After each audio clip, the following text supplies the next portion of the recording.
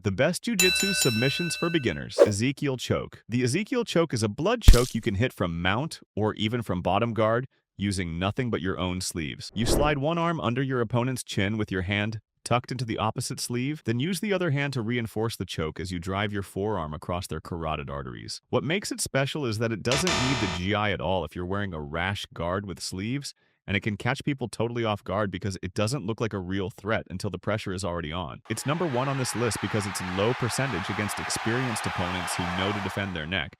But for beginners rolling with other beginners, it is one of the easiest finishes to land in the first few months. It also teaches you the fundamentals of choke mechanics without needing any complex setup. Ezekiel is where a lot of white belts get their first real tap. From here, we move to a submission that doesn't touch the neck at all. Kimura. The Kimura is a shoulder lock where you trap your opponent's arm in a figure-4 grip, one hand on their wrist and the other grabbing your own wrist, then rotate their arm behind their back. It works from side control, mount, guard, and even standing, which makes it one of the most versatile submissions in the sport. Renzo Gracie has said in interviews that the Kimura was one of the first submissions he taught anyone because the mechanical leverage is so overwhelming that even a much smaller person can force a tap from someone twice their size. It's ranked this low because the setup takes a bit more grip fighting than a straightforward choke, but once you understand the figure 4, it becomes a submission you can hit from almost any position. Beginners love it because it also transitions beautifully into other attacks if the opponent defends. If they turtle up to escape it, you're usually one step from taking the back. Speaking of the back,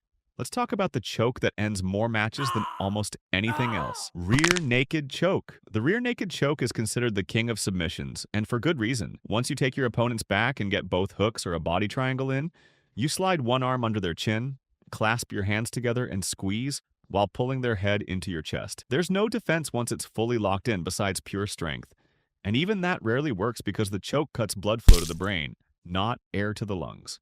UFC commentators have pointed out for years that fighters tap to this choke faster than almost any other submission because the body shuts down before panic even sets in. It's ranked in the middle of this list because getting to the back position takes some setup, but the finish itself is close to unstoppable once secured. This is the submission every beginner should prioritize learning back control for. Once you've got someone controlled from behind, this choke does the rest. Now let's look at a submission that attacks the arm instead of the neck. Armbar. The armbar, or Jiujitsu, is one of the very first submissions taught in almost every Jiu-Jitsu gym on earth.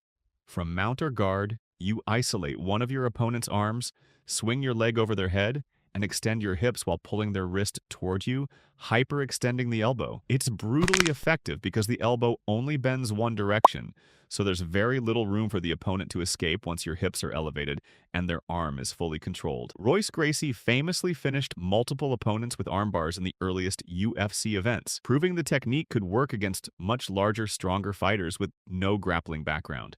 It sits in the middle of this list because the setup requires good hip control and a bit of practice to keep the opponent from stacking you, but it rewards technique over strength more than almost any other submission. It also teaches beginners the core principle of jiu-jitsu: isolate a limb, control the frame, apply pressure. Once you've got this down, you're ready for a submission that comes from a much tighter position.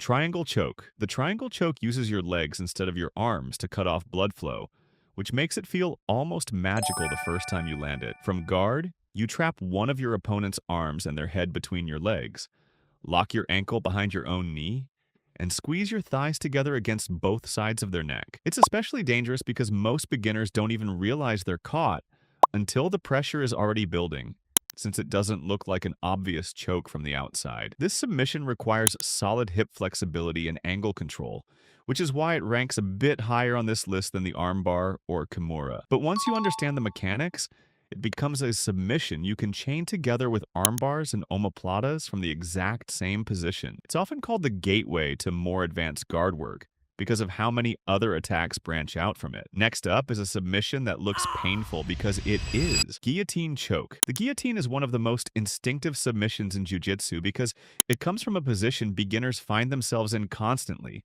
wrapped around an opponent's neck after a failed takedown or scramble. You wrap one arm under their chin, clasp your hands together, and pull upward while pinching your elbows in, cutting off blood flow through the sides of the neck. What makes this one so valuable for beginners is that it can be hit from standing, from guard, or even while defending a takedown attempt, so you end up using it constantly during live rolling. It ranks this high because a properly tightened guillotine is almost impossible to escape once the grip is locked and the hips are angled correctly. Countless MMA fights have ended in the first minute because a fighter shot for a takedown and walked straight into this choke. It's simple, it's fast, and it punishes bad takedown attempts more than any other submission on this list. From here, we move into GI-specific submissions, starting with a choke hiding in plain sight on every GI. Cross-collar choke. The cross-collar choke is a GI submission that every beginner should drill obsessively because it shows up from mount, guard, and even side control. You reach across your opponent's collar with one hand,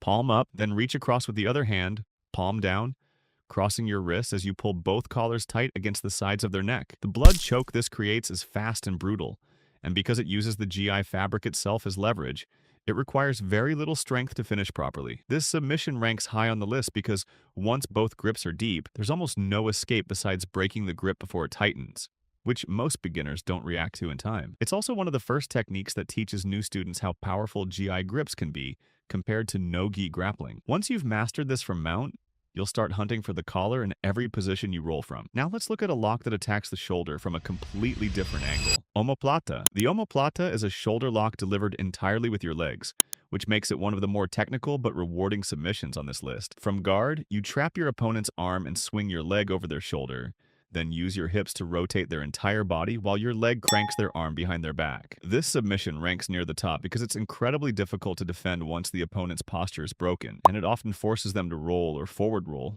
just to relieve the pressure, which usually gives you an even better position afterward. It's a favorite of guard players because it flows directly out of failed armbar and triangle attempts, meaning you rarely waste energy setting it up from scratch. Coaches often teach it as the submission that punishes opponents who try to stand up out of your guard. Because it takes real hip mobility and control to finish cleanly, it demands more precision than almost anything else beginners learn early on. Now for a submission from the GI that most people underestimate until they're caught in it. Bow and arrow choke. The bow and arrow choke is a devastating GI submission you hit once you've taken your opponent's back, and it ranks this high because of how little defense exists once it's locked in. You grab deep into the far side collar with one hand, control the opponent's far leg with the other, then lean back and extend your body like drawing a bow, pulling the collar tight while your leg cranks against theirs. The name comes from how your body literally forms the shape of an archer's bow at full draw, and the choke it produces is one of the fastest, most violent finishes in all of Jiu-Jitsu. Because it combines a blood choke with intense spinal pressure on the opponent, it's considered one of the most physically demanding to escape from.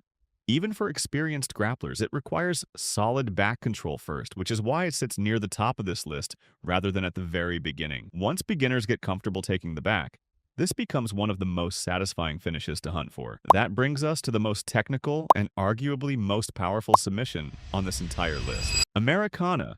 The Americana is a shoulder lock that looks simple but generates an enormous amount of torque once it's locked in correctly, which is why it takes the top spot on this list. From mount or side control, you pin your opponent's wrist to the mat, grab your own wrist in a figure 4 grip, then drive their elbow down while lifting their wrist upward, forcing their shoulder into an unnatural rotation. What makes this submission so effective for beginners is that it teaches proper control before submission, meaning you have to pin the opponent's arm and hips completely before the lock even becomes available, which builds the foundational pressure skills every good grappler needs. It's ranked highest on this list because once the wrist and elbow are trapped in the figure 4, there is genuinely no escape besides tapping, and even strong opponents cannot muscle their way out of the shoulder rotation. This submission has ended fights at every level of the sport, from local white belt tournaments all the way to the biggest stages in MMA. It rewards patience, control, and precise mechanics over speed or explosiveness, which is exactly what beginners need to build first. Master the Americana, and you'll understand the core principle every other submission on this list is built on. Control the position, and the finish takes care of itself.